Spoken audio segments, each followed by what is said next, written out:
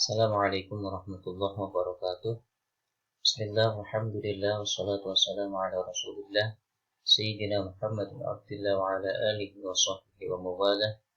Allahumma akhrijna min dhulumatil wahmi wa akrimna binuril fahmi waftah alaina bima'rifatil ilmi wa sahil akhlaqana bil hilmi waj'alna mimman yastami'una al-qawla fayattabi'una ahsanah. Allahumma zidna bil ilmi wa zayyinna bil hilmi wa akrimna bil taqwa wa jammilna bil afiyah. Amma ba'd.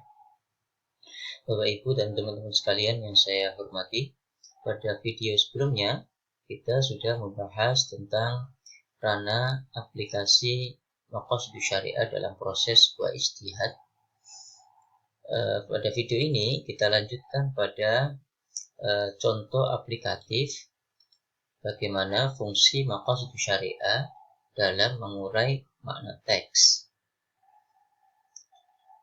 Contoh yang ketiga yaitu maqasid sebagai penguat mafhum muwafaqah. Apa itu maksudnya? Bahwa maqasid syariah di sini fungsinya sebagai penguat terhadap pemahaman yang sesuai dengan yang ditunjukkan oleh teks. Misalnya dalam Quran, dalam surat Al-Isra, fala taqul lahuma uffin. Ayat ini menunjukkan larangan terhadap perkataan atau segala jenis perkataan yang dapat menimbulkan kekecewaan dari orang tua, sehingga itu dilarang dalam Islam. Pertanyaan selanjutnya adalah, apakah dalam ayat ini hanya menunjukkan larangan itu terbatas pada tindakan atau perkataan A saja? Atau misalnya bagaimana kalau menyakiti orang tua, hukumnya apakah juga dilarang dalam Islam? Atau misalnya bagaimana hukum memukul orang tua? Oleh sebab itu, maka dalam penalaran maqasid yang sesungguhnya ayat ini secara maqasid adalah bertujuan untuk meniadakan segala bentuk kekerasan kepada orang tua, baik fisik maupun psikis. Itu sebabnya dalam konteks ayat ini sesungguhnya ingin mengatakan bahwa jangan melakukan segala bentuk tindakan yang bisa menyakiti orang tua. Oleh sebab itu, memukul adalah salah satu bentuk kekerasan yang dapat menimbulkan sakit kepada orang tua, sehingga dengan demikian bisa dikatakan bahwa memukul hukumnya haram. Dalam konteks ini, dalam usul fikih disebut sebagai fahwal khitab atau mafhum muwafaqah. Oleh sebab itu, maqasid dalam hal ini menguatkan terhadap pemahaman makna teks yang terkandung di dalamnya, yaitu meniadakan segala bentuk kekerasan baik fisik maupun non-fisik, sehingga segala bentuk tindakan yang mengarah kepada kekerasan tersebutlah yang sesungguhnya hendak dituju oleh ayat ini. Ini yang contoh ketiga. Contoh selanjutnya, contoh yang keempat, yaitu maqasid sebagai penguat mafhum mukhalafah. Kalau sebelumnya tadi mafhum muwafaqah, sekarang mafhum mukhalafah. Apa itu mafhum mukhalafah? Mafhum kebalikannya yang ditunjukkan oleh teks. Saya beri contoh, misalnya dalam sebuah hadis disebutkan, man ba'a nakhlan, barang siapa yang menjual pohon kurma, faqad ubbirat, qad udbirat, fathamratuha lil ba'i. Barang siapa yang menjual pohon kurma yang sudah dikawinkan, maka buahnya itu akan menjadi milik si penjual. Illa ayyashtarital mubta', kecuali dalam transaksi tersebut ada persyaratan tertentu atau deal-deal tertentu yang berbeda dengan isi dari redaksi hadis ini. Maka secara umum hadis ini bisa dipahami bahwa orang yang menjual pohon kurma, maka dalam kondisi jika kurma itu sudah dilakukan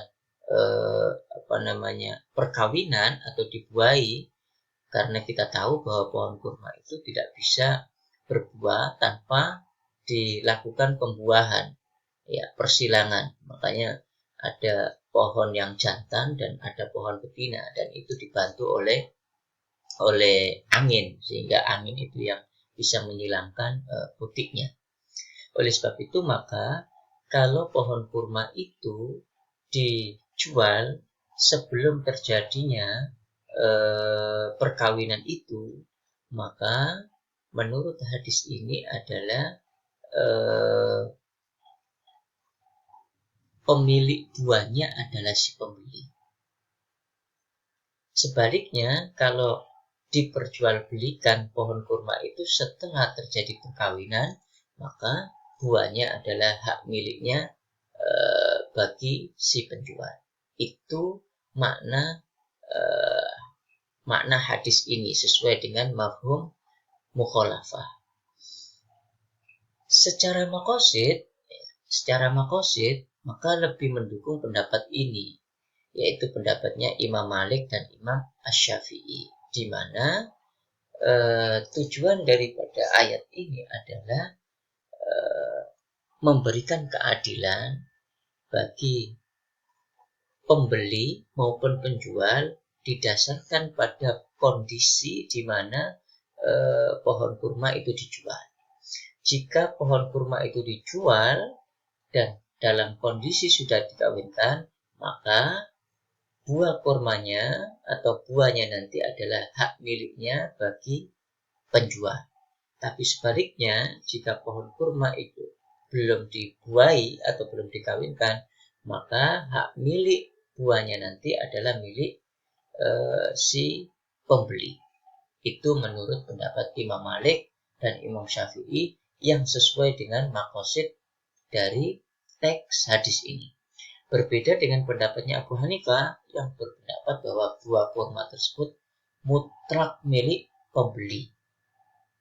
Baik itu jual belinya dilakukan sebelum atau sesudah pohon kurma tersebut dikawinkan. Oleh sebab itu, maka dalam hal ini pendapat yang relevan dengan maqasid syariah itu adalah pendapatnya Imam Malik dan Imam Syafi'i, di mana hak milik atas buah itu tergantung kapan terjadinya transaksi jual beli pohon kurma. Kalau dilakukan sebelum terjadi perkawinan antara pohon kurma betina dan jantan, maka jika sebelum dikawinkan, maka yang memiliki buahnya adalah pihak pembeli.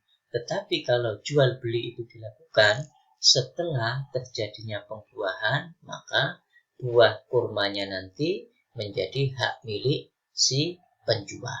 Artinya si penjual tetap memiliki hak atas buahnya, meskipun kepemilikan pohonnya sudah dimiliki oleh si pembeli tersebut.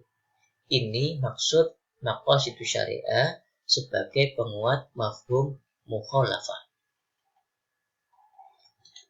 Selanjutnya, contoh yang berikutnya, maqasid syariah membatalkan mafhum mukhalafah. Bagaimana itu prakteknya? Dalam Al-Quran disebutkan bahwa wa in kunna ulati hamlin fa'amsiku alaihinna hatta yadha'na hamlahun.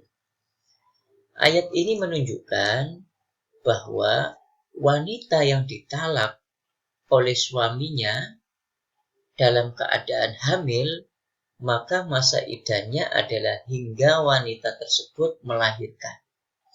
Dan konsekuensinya, pihak mantan suami wajib memberikan nafkah kepada mantan istrinya selama masa iddah, sehingga dia wajib memberikan nafkah sampai bayi itu dilahirkan. Pemahaman sebaliknya itu artinya kalau wanita tersebut dicerai atau ditalak dalam keadaan tidak hamil, ya, tidak dalam keadaan hamil atau istilahnya hail, maka mantan suaminya tersebut tidak wajib memberikan nafkah selama masa iddah. Dan ini menurut pendapat jumhur ulama Syafi'iyah, Malikiyah, dan Hanabilah berpendapat semacam itu. Sehingga ayat ini secara umum dipahami kalau seorang wanita ditalak oleh suaminya dalam keadaan hamil, maka selama iddah dia wajib memberikan nafkah. Sebaliknya, kalau suaminya mentalak tidak dalam keadaan hamil, maka selama masa iddah dia tidak wajib memberikan nafkah kepada mantan istrinya. Ini pendapat jumhur.